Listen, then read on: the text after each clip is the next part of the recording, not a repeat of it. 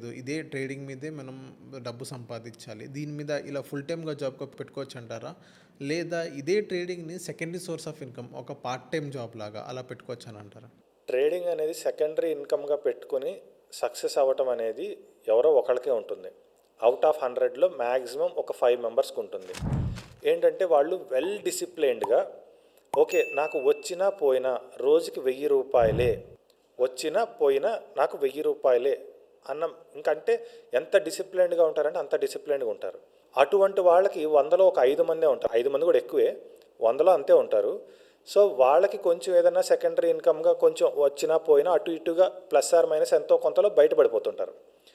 మిగతా 95% ఎప్పుడూ కూడా స్టాక్ మార్కెట్ పర్టికులర్గా ట్రేడింగ్ని సెకండరీ ఇన్కమ్ కింద తీసుకుంటే అందరు నష్టపోవాల్సిందే. నో డౌట్ అందరు నష్టపోవాల్సిందే.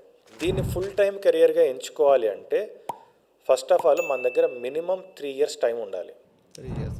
మినిమం 2 to 3 ఇయర్స్ టైం ఉండాలి. దాని మీద నాలెడ్జ్ అనేది గ్రౌండ్ లెవెల్ నుంచి నేర్చుకోవాలి.